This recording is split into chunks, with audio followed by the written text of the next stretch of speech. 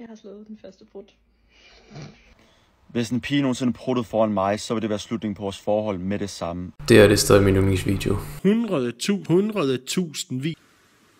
Det er 10.000 flere. 100.000 vis af dollar. Jeg er lige vågnet til en ny dag, en ny Kasper Krause hater. Endnu en dag, endnu en Kasper Krause video. Nej, mit forløb koster ikke 15.000. Det vil ikke give mening at sælge det for så let. Is this nigga serious? Så jeg så The Matrix her for nylig, og det minder mig om, at jeg skal escape min 9-to-5, så jeg kan escape The Matrix. Go now. Jeg vil ikke være en slave, jeg vil ikke være en bitch til systemet, så jeg tjekkede ud Kasper Krause igen, og så fandt jeg ud af, at der er lavet en dokumentar om ham. Fordi DR1, de har cuttet alt ud, elevinterviews, hvor man hører fra mine elever. Alt det har de cuttet ud. Inden vi ser den her dokumentar sammen, vil jeg bare lige hurtigt minde om, at min kritik om Kasper Krause har altid været omkring hans forløb, og det er egentlig det. Så hvis den her dokumentar ikke taler om hans forløb, så vil jeg nok også have nogle af Kasper Krauses holdninger. Det vil jeg gerne minde om, inden vi ser dokumentaren, så jeg ikke lyder som en hel Kasper Krause dicksucker. Og hvis du vil høre min kritik om Kasper Krauses forløb, så tjek ud den her video.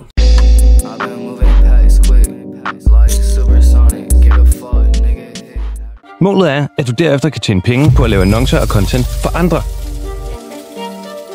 Det lyder jo egentlig som helt almindeligt hårdt tjente penge, men Kasper Krause, han får det i hvert fald til at se ud som om, det er en virkelig god og virkelig nem forretning. Du ved, jeg er en Kasper Krause hater, men det er det bullshit. Altså, han har sagt mange gange, at det han laver, det kræver hårdt arbejde. Og hvordan kan alt det her lade sig gøre? Det er faktisk ret simpelt.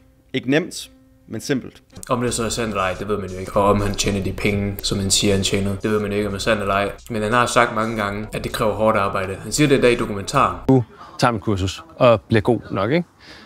Men kan man nå hertil? Det er simpelt, men det er stadig hårdt arbejde. Mit point her, ikke om, det er, at du ikke stoler på journalister. En af de største danske medier har lige brugt ind i min villa. Og min luksusvilla her med 9 værelser faktisk, for at være helt præcis. Bro tror, han er Logan Paul. Bro tror, han er Casey Neistat. Ja, det er det, jeg tror, hvis der gav mig 1K, så hvis jeg ikke gør det her. Det kunne ellers være funny. Jeg kan lave en lille lejlighedstur i fremtiden, men altså, det er det. Det er billigt at sige noget kontroversielt, der får folks PCK. Såsom at det er mændene, der skal arbejde, og kvinderne, der skal blive hjemme. Det er vildt, at det er kontroversielt at sige nu om det. Det er underordnet, om folk hader eller elsker personen, der kommer med budskabet. For hvis det er skørt nok, det de siger, så er der nok nogen, der skal dele videoen, og så når den ud til flere mennesker. Og mennesker er potentielle kunder. Man kan også tage til Kroatien og filme Kasper Krause. Altså du skal se det fra seerens perspektiv. Seeren kommer hjem fra arbejde eller skole. Vil seeren se en mand gå med sin hund. Sådan en typisk vlog. Hey guys, i dag går jeg med min hund, og så skal jeg over og købe noget indkøb fra Netto. Eller B.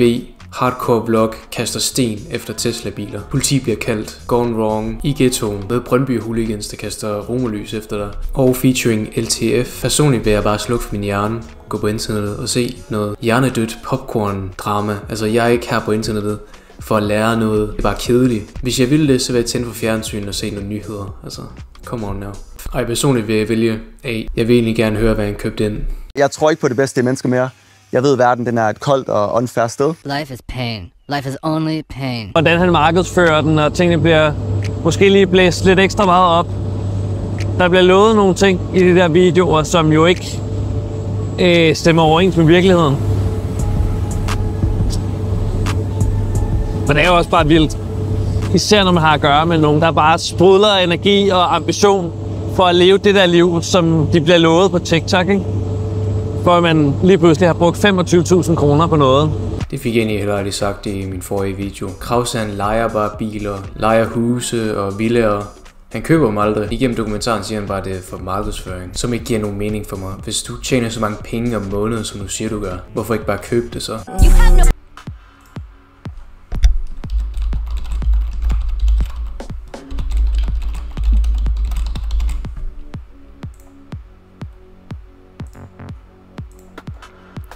Det her det er 100% personligt. Og han er måske den største i hele det her game. Han kører en business med affiliate marketing. You want this? You do this. If you want this, you do this. And if you want this, you do this. Sværger de her vits, altså funny. På den dårlige måde selvfølgelig. You want this? 100.000 vis af dollar. You do this. Hej Odin. Jeg vil bare høre, om du har brug for en ny thumbnail til din næste video. Jeg laver thumbnails for kun 40 kroner. Det er 10.000 flere dollars, og jeg tænkte, er det en joke? Bro tror han er Kasper Krause. Bro tror han er Saul Goodman. Better Call Saul head ass. Bro tror han er Wolf of Wall Street. Bro tror han er slick. Han tror han kan hustle mig. Jeg tog faktisk Kasper Krauses forløb for 26.000 kroner. Så jeg har faktisk lært en ting eller to. Jeg har faktisk også en kandidatuddannelse i Hustlers University. Så jeg kender til dit game. Du er ikke hustle en hustler. Du er ikke ham. Dubai. En by i de Forenede Arabiske Emirater, som er blevet selve symbolet på luksus og rigdom for mange mennesker verden over. I have the very flashy teenage boy's dream of a life.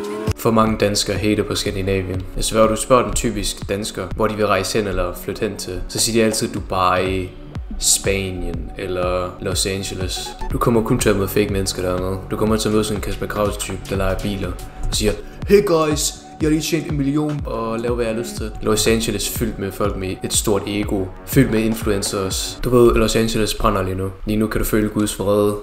Glæder dig til dommedag. Det er lidt vildt. Din Instagram-profil, ikke? Du har valgt at kalde den hustle-fed. Når jeg tænker, at nogen er en hustler, det er jo en, det er jo en snyder. Tænker du ikke, når du skal sende... Har du slået ordet hustle op på Google? Hvad det egentlig betyder? Nej. This fucking dude. Typisk journalister, man. Typisk. Siger at du er noget, og så ved de ikke engang, hvad ordet betyder. Han har ret, at en hustler, det er en, der laver svindel. Jeg synes bare, det er sjovt, at han siger det. Og insinuerer, at han er en hustler, uden at vide, hvad ordet betyder. Anyway, der er så mange, der hater på det der 9-5 kontorjobs, at det sådan er blevet punk rock at arbejde i et kontor. Så hvis du gerne vil være en del af the punk rock revolution, så få et kontorarbejde. Næste gang, der kommer et eller andet ansigt op, der prøver at sælge en noget på Instagram, at man så lige tænker, hvis forretningsmodellen er så god, hvorfor har man så behov for at bruge så meget tid på at sælge et kursus i forretningsmodellen? Kølig. Jeg synes, det er en god måde at runde det hele af på. Anyway, køb mit kontorforløb for $100,000 dollars og blive en del af the punk rock revolution. Du kan nemlig blive kontorelev for $100,000 dollars. Det er sandt. Og så kan du også tjene $100,000 dollars. Tak for at du så med.